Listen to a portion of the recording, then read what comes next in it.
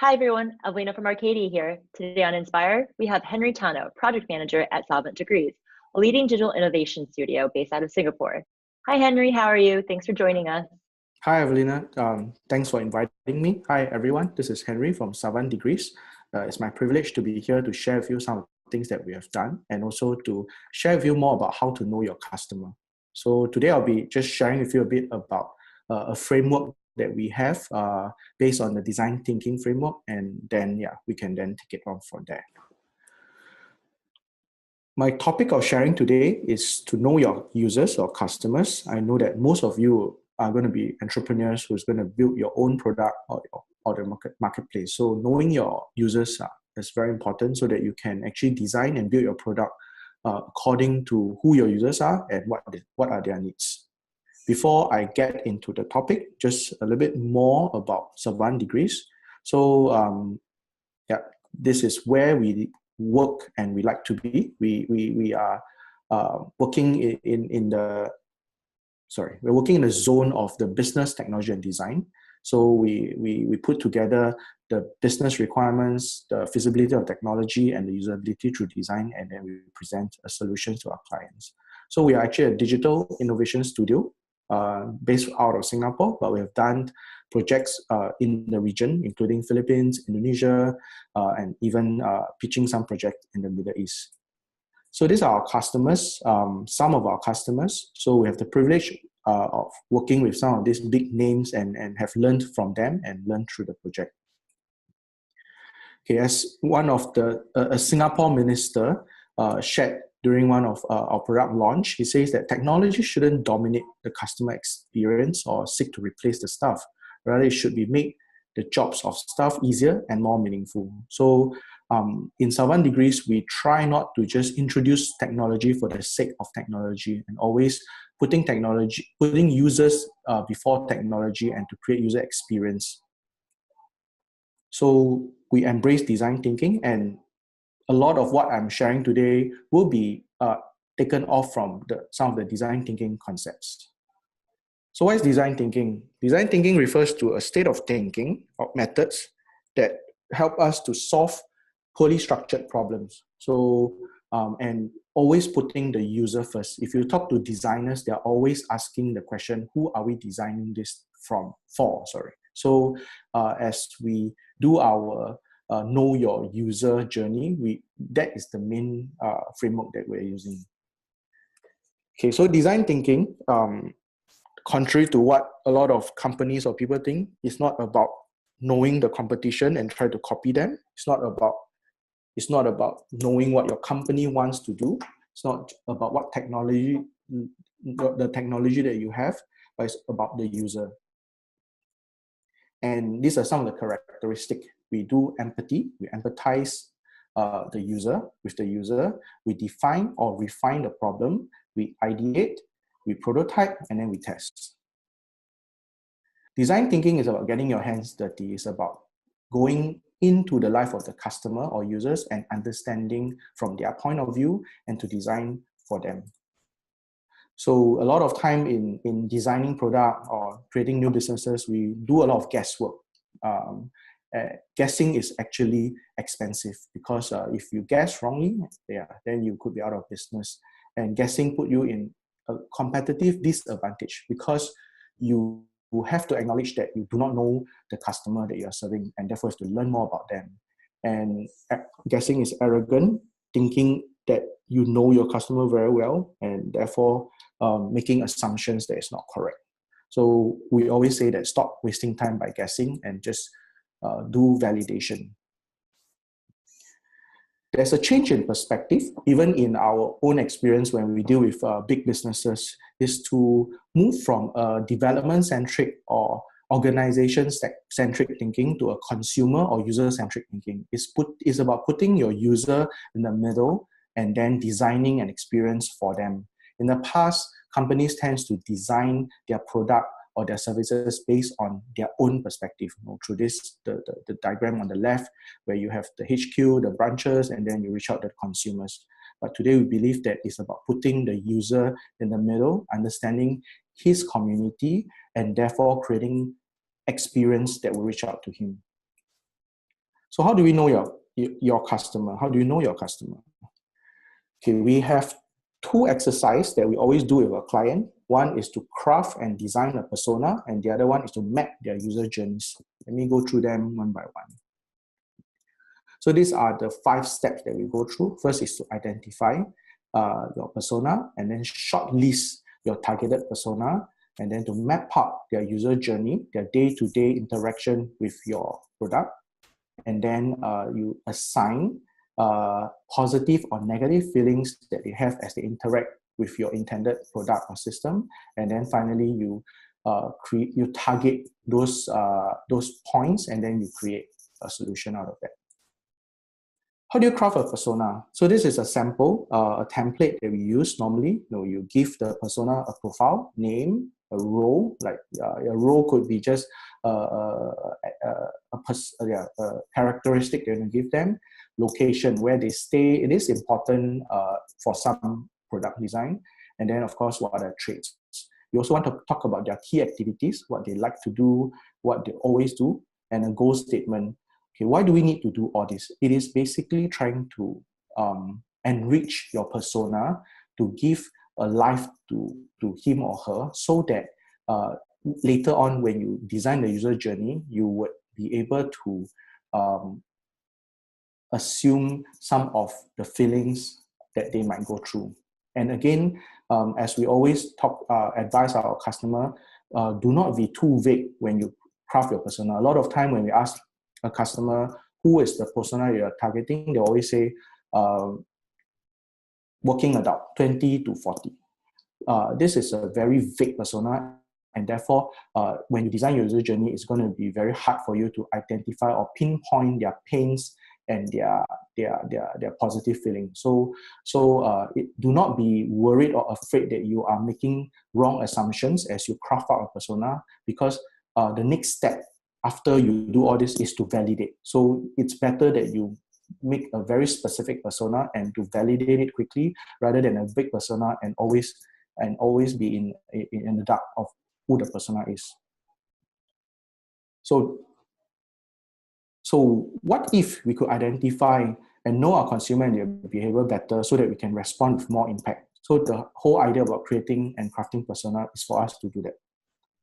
So once you have crafted your personas, it could be 1, 2, 3, or 5. And especially if you're building a marketplace, you need to think about the two-sided or the multi-sided persona that will be using your system. So once you do that, you have to shortlist the persona you're going to target. Again, when asked the question, who is your target persona, most business would try to say everybody. While we understand that as a business, you want to reach out to as many people as you can, but please realize that as a startup, you will only be able to target a niche or even a beachhead that you want to reach out to first. So in what we call the early adopter. So if you can identify your early adopter earlier on, that will be better for you and easier for you to validate your assumptions and your designs. So after you shortlist your persona, targeted persona, you can then map out their user journey. Okay, this is again another framework that we use to visualize a user journey. So we roughly break it into the before, the during, and the after. If you are building a product, it's before they interact with the product, during the interaction with the product, and after that. Okay, so if you can look at the action boxes, so those are action steps that you assume that they will make as they interact with your product. So you have to be as granular as possible, including even if you think that clicking on a page is important, you even want to do that. So for example, one of the clients that we work with is a pharmaceutical e-commerce firm. So they literally have to say that, okay, key in promo codes, find promo codes. So it should be as granular as possible. So that's the first step. After that, you would assign positive and negative feelings to those tasks. So you have to be very honest. So yeah, based on this is where the persona, the enrichment of persona is important. Based on the characteristic and the personality of those persona, you assign whether that action could be a happy feeling or a stressful feeling, negative feeling. And you can even put adjective to describe why is it bad. Stress, uncertain, agitated. So just give an example, back to the pharmaceutical e-commerce company they're working with.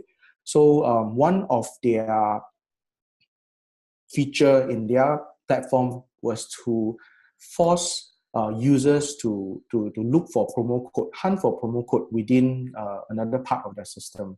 So to the business, they think that it's fun, it's challenging, but then when their targeted persona happened to be a doctor who is a mother of two, and one of her chief concern is not spending enough time with her children, then suddenly hunting for promo code is not something happy. It end up to be something stressful and agitated.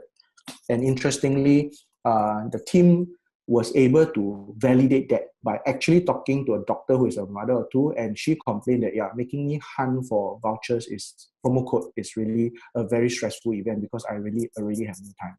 So this is an example of being very clear and honest about your persona, who they are, what's their motivation, and then as you sync them with your user journey, you will then be able to identify what are the positive feelings and negative feelings. Okay, and then of course you can draw a graph and you can see the peaks and the troughs of their experience with you. So having said that, of course, you want to be able to solve all the troughs. So most of the negative feeling that's -2 or -3, those could be your opportunities to create solutions to elevate that negative feelings. And those positive feelings in the highs, you could also look at potential solutions to extend that feeling or to even expand that feature. Yeah. So as you map out the potential opportunities, so the question is, how do you then create key challenge statements and to consider how your consumers' expectations and their ideal experience? So as I say, you identify the peaks and the trough, and from there you craft out challenge statement. And again, we have a framework for that. So we choose to use the what we call the how might we design statement. So for example, how might we help our user find promo code or get promo code easier because getting promo code is now a very negative feeling. So you craft out based on the peaks and the trough challenge statements, and you start designing a solution based on those challenge statements. And having said that, the next step to all this is really to go out and validate. So it's not about hiding in the war room and designing, crafting all this and then build the system. It's about getting the first tick and then going out to test it with real users. So a solution or platform like Arcadier, it's very useful because you can quickly and easily create a marketplace, and then you can test a lot of your assumptions to using the system. And a lot of time as you test and validate, you might have to go back to the drawing board. Your assumptions of a certain persona might be wrong, and you want to quickly correct that and iterate on that. Or your user journey's assumption could be wrong, and then you want to quickly iterate it. So as a startup, it's all about iteration. It's all about experimentation. It's all about finding your assumption, proving it to be correct or wrong, and then coming back to iterate on it so that you can progressively, incrementally increase the joy of your users using your product, and at the same time correct your assumptions as quickly as possible. Yep, so that's the end of my sharing. If you have any questions, please feel free to go ahead and ask. Thanks, Henry. So we have some questions regarding, how to get to know your users. So obviously, when creating user personas, what are some of the most common obstacles you see occur when people are making assumptions about these user personas? Okay, so putting yourself as a persona is a double-edged sword. So a lot of times we find clients or our partners using themselves as like, okay, I am the persona, and then they put themselves on that persona list. I find that it is both useful at times and not useful at times. Useful when when your target persona is really someone like you, and therefore you know very well about yourself, and therefore you can put the characteristic in.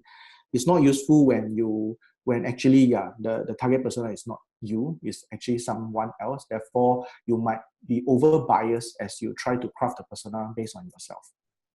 So that's one obstacle that I see commonly. Second one, which I mentioned already in the sharing, but I just wanted to emphasize again, is really keeping a very vague persona. I find that a lot of us, including myself actually sometimes, we are very scared to be very specific with our persona. So we would rather say that, oh, it's teenagers, or it's working adult from 20 to 50, because we just don't like to take the risk to say, okay, let's take a bet and say that, okay, we are targeting 25 years old, fresh out of school. Yeah. So we don't dare to make that specific call. So we end up just giving a very big call. So I find that that's very common among most people trying to create persona. Is there such a thing as being too specific with a persona? Technically, yes, but given the fact that most people are not, I rather say that it won't be too specific, because the whole point about creating persona is to validate it after that. So the more specific you are, the easier it is for you to validate. Which means that the goal of creating a persona is not to make it perfect or to think that it will never be wrong. You need to accept the fact that it is going to be wrong, and you need to keep iterating on it. So sometimes I like it when it's even more specific, because you can go out and then you can come back and say, okay, that was wrong. It's better to find out that you're wrong earlier than being vague and then later on only to know that you're wrong like 3-4 months down the road. Very true. So on the point of validation, so how would you recommend that people actually go find these target personas? It's not necessarily all like, you are only so close to so many people and only know so many people through them. So how do you suggest that people find these target personas and actually get to know it, so they're able to validate their personas and assumptions about their users? From our experience, when we work with corporates or clients who have existing customers, it's easier for them because through their own customer acquisition or their own CRM, they're actually able to at least point us to the right people. So for them, it's easier. And of course, if you're a corporate, even your own staff could fit in, many of your own staff could fit into the persona. So you find that easier. Unfortunately, for startup, you really have to go out. I advise against talking to your families and friends, because sometimes you'll be too biased. So if you need to, you actually go out on the street and then you talk to people, you validate what kind of person are you, and are you really facing that problem. So for one of the clients that we have, which is a mall, we actually spend 3 weeks in the mall talking to the shoppers. We look and sound quite stupid sometimes because we're asking questions like, oh, are you an auntie who shops a lot? But then sometimes that's necessary. But I think in today, I think there's many other methods other than just doing a physical validation. You can also do surveys online, like SurveyMonkeys or Google Forms, and I think any platforms like Arcadier, which allow you to quickly prototype something, you can already test it, right? So there's many ways for you to do that. I think even Facebook, it's also a very good place for you to actually just test out personas, right? You can send out, you can send out blips or marketing notes, and then you can just select an assumed persona, and you see whether people respond to it or not. Got it. So for personas, would you recommend people make multiple personas and test them out at the same time, or is it one by one that's better? Because obviously sometimes more than one persona will go and use the same application or same website or whatever. Yep. I think it really depends. It depends on the resources that you have, and also how close the personas are. I think the personas are quite close. You can actually group them together, and then you can validate them together. But very distinct persona, I would advise you not, or the team not to do it concurrently, because you might end up not being able to go deep enough with that particular persona. So I think as a rule of thumb, probably you should not do more than 3 personas at one time. Having said that, because most of the listener or viewer might be looking at building marketplace, so you then need to know that you are targeting multiple because it's a marketplace, so you are doing a multi tenants approach, right? So you need to group them according to the one side versus the other side, the buyer persona and then the seller persona. And then Right. among that, you have multiple personas. Again, don't overdo it. Don't do 20. I mean, you can start with, you can create 20, but then choose 3, right? So, and know that you're not disposing the rest of the 17. You are going to validate on them very quickly, because most often than not, the first 3 that you choose are usually either wrong or there's some issues with it. So you might have to move on to the next one. So being prepared with more is not a bad idea. Nice. So I know that a lot of companies, when it comes to design and like these whole user journeys, obviously, you create a map and, how you want the user to experience everything. Obviously, a lot of times we all make assumptions about how we ideally would like the user to use it, and then it's very different from how they actually use it. Yeah. So how do you mitigate these differences? A lot of, I believe, and I read that a lot of interesting product features came from what you don't expect the user to do. So if you are at a stage where you are letting your user test your system or use your system, and you have a script that you want to go through, but you let them try and then they started doing some other things, don't be too quick to tell them, oh, no, that's not how you should use the system. Let them do it, and then later on ask them, why do you do that this way? Because sometimes you're right. Most of the time we make an assumption that user is going to use the system one way, but actually it turned out that it's the other, and maybe that is the right thing and not what you have designed. So, but of course, there is also a core value or core philosophy that you have designed in your system, and sometimes you really want the user to actually catch that. So if the user don't, then it could also be maybe a bad design that you have to rethink, or if not, then maybe more user education is needed. So how would you balance between user education and knowing that, maybe just this specific person that you're testing out just doesn't happen to get it, versus, oh, we have a design problem that we need to fix? If there's only one person, then probably that's just that person, right? Yeah. So you test it with more people.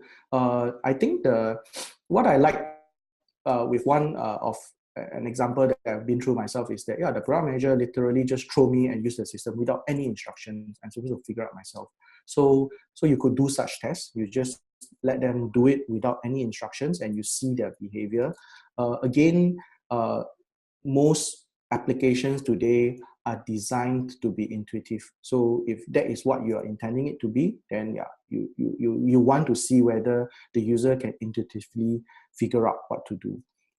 But a lot of enterprise system that is still workflow, designed based on workflow, then you might need to do a little bit more user education. Awesome. So next question is, obviously it's very important to create these user journey maps as you've discussed. I guess I wanted to get your opinion and explain to the audience why it's so important and what information you can gather from, as a designer or a copywriter or a manager or UX designer, all the different ways that these maps are so important and why we should create them. I personally, there are many reasons, but personally, I think the most important reason and the lessons that we need to get out of it is the assumptions that we are making. Because a lot of times when we build a product, we actually make a lot of assumptions, and not being able to differentiate an assumptions as an effect is a lot of time the killer of that feature or the killer of that product, right? So when you plot out the user journey, especially at the first iteration where you are not involving the user, you are actually making assumptions. And within the team, if you have the time, you can actually challenge that assumption. Oh, you say that the user is going to click this and do it this way, and that will give a positive feeling. What assumptions are you making? So it is important if there's a scribe in the team to actually note down those assumptions, because at the end of the day, when you go out and validate, what you're doing is basically validating your assumptions, not validating whether user will click or not. So to me, when you plot out the user journey map, one of the key reason, at least personally, what I'll be looking out for is the assumption that the team will make. And then, of course, having said that, there are various reasons. One, of course, is the user experience that you're trying to create, and therefore you want to test that. So you might want if you want the user to go through a specific user experience, then you want to actually map that out. And then more, of course, having said that, the before and the after is also something that a lot of us miss, which is, what happened, what does the user need to do or will be doing before he interacts with the system. So for example, if you're talking about website, how did the user find that website? These are important things that you want to note down, right? Is it a Google search, or is it email, EDM, or even a WhatsApp message? So all these things are important because the user doesn't just magically appear on your site. They come from somewhere. And after that, what do they do after that? That will be sometimes an important step that will require you to do follow-up. So after the user exit, maybe you want to send an email with a promo code or whatever. So these are two edge where a lot of time companies or teams don't consider. They just went straight into the product, and then they assume that the users are just there. So do you have a company or website or something in mind that you think takes the user through a really great experience, or it really, is targeting the right persona? One app that I really love in the past is this company called xfirst.io. So they are actually a payment company, a digital wallet. So what I really love about them is that they managed to make the whole internet banking experience seamless. So the problem that they are trying to solve is that the internet banking payment in Singapore and a few other countries in the region is a very bad experience, because you have to remember the account number and then you have to send it there. So what they created is a wallet where they claim that they are integrated to the bank, and then the whole experience was actually smooth. So it feels as if like they were really integrated to the bank, but from what I know about them, they are not. It's all just what I call UX magic. So they just use UX to make you feel that way. So I think that at that time they were, their target persona then, I can only guess, is the carousel sellers. So when carousel first started, they were just trying to do a simple solution where you sell something, you buy something, you meet up physically, you pay cash. So xFirst tried to solve that problem by allowing the carousel sellers to easily create a payment link. All this happened before even PayPal and all this have that. And more importantly, locally, a lot of buyers wants to pay out of their internet banking account rather than credit card and all this. So I believe that they solved an easy problem where they make the internet banking transfer more straightforward and seamless, and at the same time for the carousel seller to be able to receive money from the buyer's internet banking account and also seamlessly. So I think they have solved the problem quite well. Unfortunately, they grew very big, and then it became more of a cryptocurrency trading and all these things. So after that, it was a little bit more complicated than that. But I think early on, they were one of the companies that I really love to use because of what they're doing. Very cool. Yeah, UX magic. It is very magical. You never know what's really going on. Yeah, you can make a slow system don't feel slow because you put in some animation, could be animation or even some games for the user to play. So UX magic, it can be very, very simple. If those of you who use Slack, I think they just put in a simple encouragement message while you're waiting for Slack to load. It makes the wait not so frustrating. Yeah, we were just talking to someone and commenting on how, sometimes you have that really slow wait time at the start, and then you, like with Gmail, that gives you the progress bar, so you just are like, okay, I know it's happening. Yeah, and a lot of these progress bar are not even real. They're just animation, but then it makes you feel that, okay, I'm actually waiting. Yeah, sometimes it's just simple things like that. Because having something that is fake, like an animation, at least gives the user a feeling that, okay, something is happening, even though maybe it's not, rather than a blank screen or just yeah. So UX magic. Yeah. Talk to your UX designer to get some. What other tips or tricks would you have for the audience that can help with making a user either feel secure in the sense with the bank, or that waiting is worth it, like the little GIF or a progress bar? Do you have any other, I don't know, advice? Okay. The message that you use is also very important. How you craft the message, like, yeah, when you ask someone to wait, what kind of messaging that you use. Again, it depends on the industry that you're targeting. So if you are targeting, for example, finance, like fintech and all these things, you want, even if you're a startup, you want the user to have a feeling that you are like a bank. So your crafting of your copywriting has to be very professional and very serious. Of course, if you are a more playful kind of applications like Carousel, you can, or even Slack, you can be a bit more playful. You can throw in like a controversial code and inspiring code. So I think some of these things are simple, and a lot of engineers background, a lot of people with engineering background might think that these are just fanciful stuff and create no meaning. But actually, you're right. But sometimes the user just need to be treated with some of these tidbits so that as they interact with your applications or your sites or your marketplace, they will even see the values or the culture that you represent. Because that's why creating those personas is very important, because if you know that this person's very impatient, is a banker, needs to get something done quickly, then you know how to craft the messaging from the copywriter to the design from the UX side and everything into one so that it actually suits the persona. Yep, definitely. So again, you are spot on. All these questions really depends on who you are targeting, and therefore having a very rich persona. And remember that it's not a one-time job. You keep iterating, you keep revising it and perfecting it. So one company that I know, what they do is that they actually craft out their persona. The team agree that these are the 2 or 3 target persona that we have. They actually print out the persona with a nice picture and then put it in their development design war room. Because every time somebody come and say, oh, I think we should have this feature, someone will say, okay, which of this persona are we building that feature for? And that filters a lot of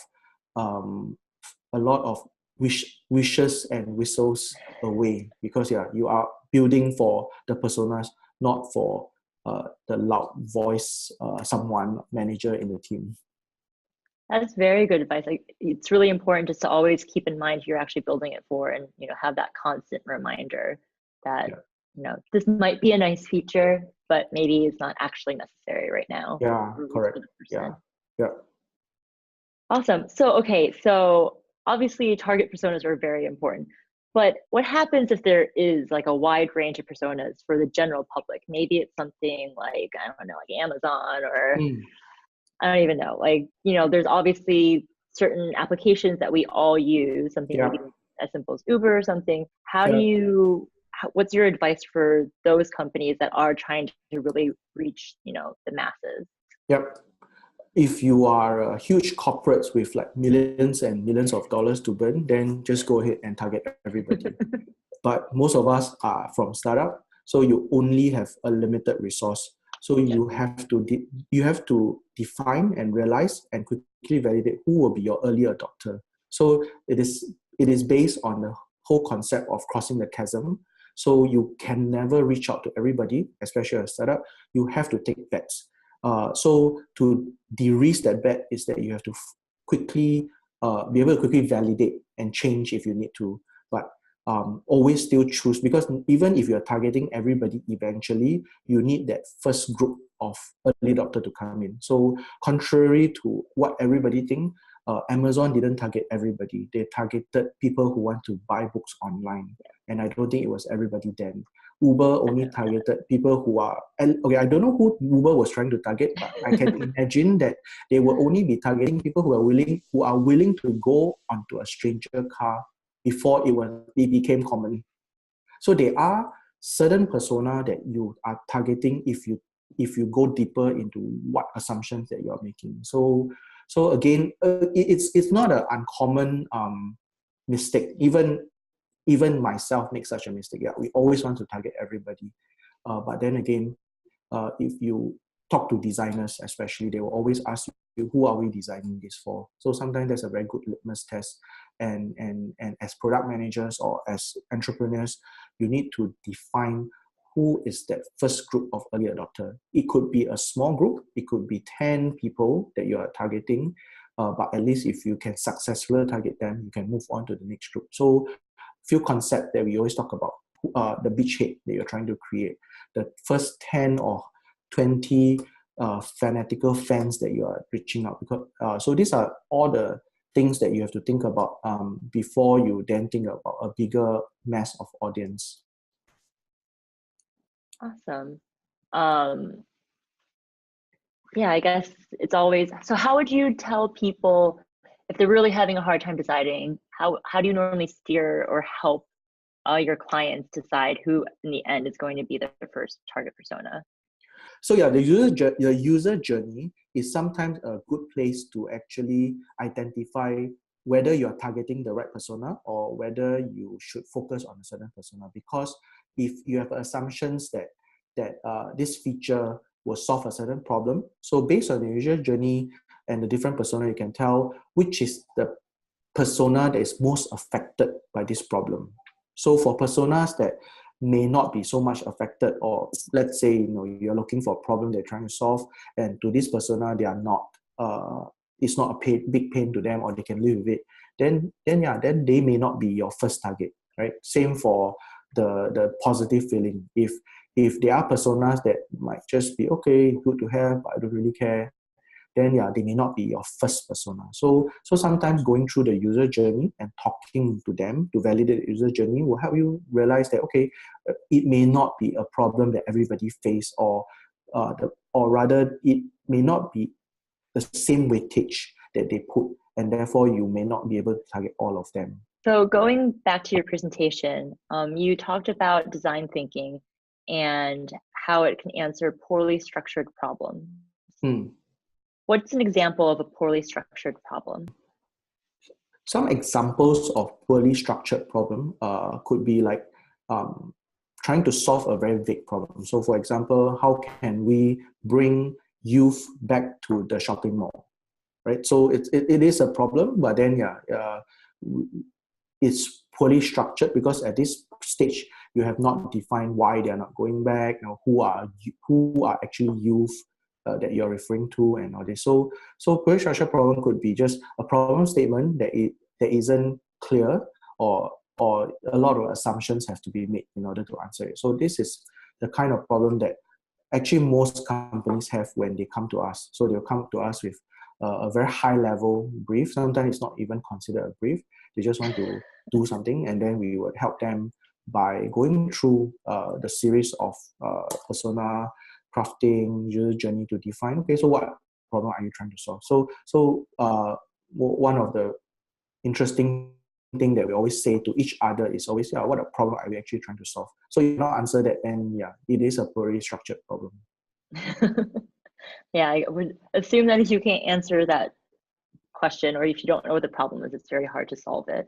Yeah, correct. So one of the quote that we always use in some of our deck is, it's not the solution that is the problem. It's sometimes the problem that is not properly asked that is the problem. User journey mapping, very, very important. Persona is very important, it seems. Yes, it is. Okay, so the last question is going to be, what's the one piece of advice you would like to give everyone today if you could only choose one thing to say? Don't love your own idea too much. Let me clarify what I mean. A lot of time as entrepreneurs and product manager, we fall in love with our idea. so much that we are actually trying to defend our idea. I think if you take on a more objective approach, you're actually trying to disprove your idea. So persona crafting or validation, user journey validation is all method for you to prove that your idea is actually lovable by others, because you're usually not your own customer. If someone has to love it to pay for it. So if you're the only person who is loving it, then you will not end up to be a successful product manager or entrepreneurs. Nice. So should you also assume, it's very scientific method, like you should always assume that you're wrong, or that what you can't prove that you're, just because something maybe proves a little bit of your point, it might not always be correct. You still have to presume that you're wrong. Yeah, so you're actually right. It is a very scientific approach. A lot of people think that entrepreneurship, product development is actually a very haphazard, or creativity is a very haphazard approach. It is true in most sense, but actually you can put in a little bit of a scientific mind to actually clarify assumptions, do validations, do experimentation to actually prove that what you are doing is indeed of value. And personas and user journeys are methods that you can use to bring that out quickly to the people that you are targeting. So it's not just sitting in a lab and trying to prove your own points, but it's actually going out and then talking to people that you are actually trying to target to just solve a problem. So sometimes it is as simple as just going out to the marketplace, MRT stations, supermarket, and just pick 5 people and then ask them whether your assumptions is right or wrong. So as entrepreneurs, we cannot be shy. You have to be hustling all the way and not just talking to VCs and fellow entrepreneurs. You need to talk to the people that you're actually trying to target. Very true. Very important. So I actually had a question. You mentioned before the importance of getting a prototype out there so that you can actually see people use it. So how basic would you say is the best kind of prototype? How much effort should you be putting in order to creating an MVP of a sort? What's your advice for doing that? I have a very extreme view on that. So your MVP can be a piece of paper. You can actually draw it out and show it to someone. It can be a PowerPoint. So it doesn't always necessarily have to be a website. Sometimes it could be a website, just a landing page. So I think the whole concept of MVP is actually dependent on the assumptions that you're making. And if you are trying to prove an assumption, you have to find the cheapest way to prove that assumption. So I recently read an article that is because a lot of entrepreneurs and product managers are starting to misuse MVP. So nowadays MVPs is almost like let's say an Uber app already, right? So a lot of time, the article that I was reading actually proposed a new framework, what they call RAT, R-A-T, riskiest assumption test. So you are making a lot of assumptions, you better test them out. It could be actually crafting out just a survey and asking people. It could be drawing your wireframes on a piece of paper and showing people that, okay, this is the concept that I'm doing. So MVP can be as cheap as just on a piece of paper. Very nice. I guess that's something that everybody kind of gets too focused on, is creating a really great MVP, but MVP doesn't have to be that much. It can be really just as minimal as possible. Yeah. Which I guess is pen and paper. Yeah. It could be pen and paper, but it depends on the assumption that you're making again. Yeah. Awesome. Well, Henry, thank you so much for joining us. That's all that we have for today. If anybody wants to get in touch with you, what's the best way to reach you? I would love to connect. So you can either connect with me on my LinkedIn or you can email me. All right. Well, thank you again, Henry. That's all we have for today, everyone. So tune in next time. And thank you for joining us. Thank you.